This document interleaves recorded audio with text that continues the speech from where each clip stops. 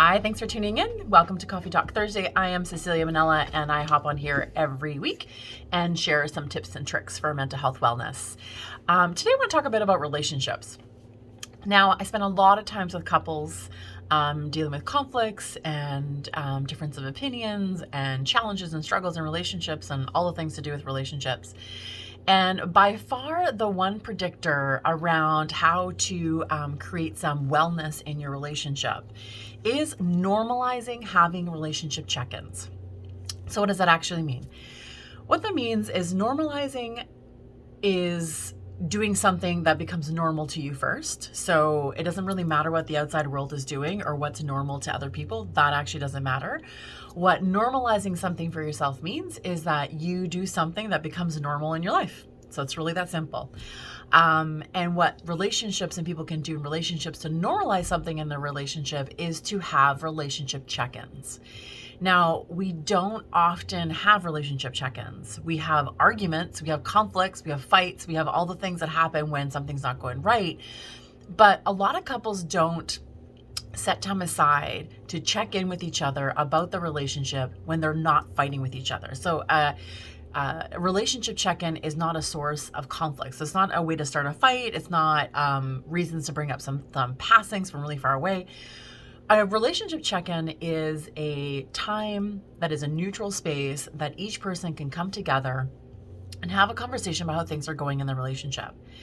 Why do we need to do this? Because relationships are constantly evolving and changing. Because as humans, we are constantly evolving and changing. Our needs change, our wants change, the demands on our time are constantly changing. Everything around us is always changing. And this idea that we're going to be the same people in this relationship forever and ever and ever is really limiting, actually. And it doesn't allow space for growth in your relationship. And your relationship needs to grow just as much as you do. So having relationship check-ins allows you to check in with your partner. Now, there are some questions you can ask that might make it easier. And you want to focus on questions around, giving feedback and receiving feedback. And we give feedback from a place of love and care, and we receive feedback from a place of love and care. So it is assuming good intent. We always want to assume good intent in these check-ins. So again, it's not a place to start fighting, or else it's never going to work. So questions like, am I being a good spouse to you? Am I showing up in the way that you need me to? Are you showing up in the way that I need you to? Are you being a good partner to me in this relationship? What are my needs in this relationship? Have they changed? What are your needs in the relationship and have they changed? How am I feeling about the time that I'm putting into this relationship? How are you feeling about the time you're putting into this relationship? Does our relationship require more of our attention? What does our relationship need that it's actually not getting? Are we expressing love and care and connection in the way that is meaningful? Or are we using in old ways that actually don't make it meaningful anymore? How are we doing as parents? Can we check in on that? How are we doing as caregivers?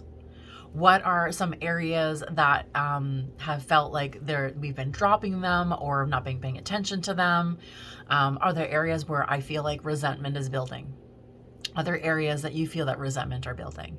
So you want to grab some of these questions and make it a really easy habit to get into where you check in with each other. If there's a lot of conflict happening right now in your relationship, this is a really good thing to do on a weekly basis. If you feel like your relationship doesn't have a lot of conflict, maybe doing it once a month is really great. It doesn't have to be something super formal. It can be super casual, but it has to be private time. It has to be time that's not being interrupted by children or other demands, work or phone calls or messages. Put your phone down, full attention, fully engaged, eye contact, facing each other.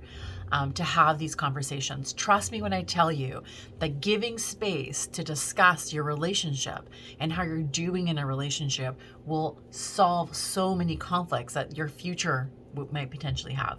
So, and it gives you time to talk about things that maybe you feeling unfulfilled about or just feeling disgruntled about, and to have a conversation about it. Now, again, I encourage both people to go in with no defensiveness, to being open to receiving feedback. When your partner says you're not meeting my needs, it's not a moment to defend it. It's a moment to listen and to hear and to have this conversation. Relationships are under a ton of strain right now because of quarantine, because of pandemic, because of work stress, because of everything, mental health stress, all the things that are actually attacking relationships right now, and they're under attack in a sense from stressors. So a really good approach is to normalize check-ins because it allows you to stay connected, but allows a space for your relationship to speak about what it needs and what it desires and what it wants. So I hope that was helpful. Good luck with your relationship check-ins. I hope you find it fruitful and it brings some connection back into your relationship.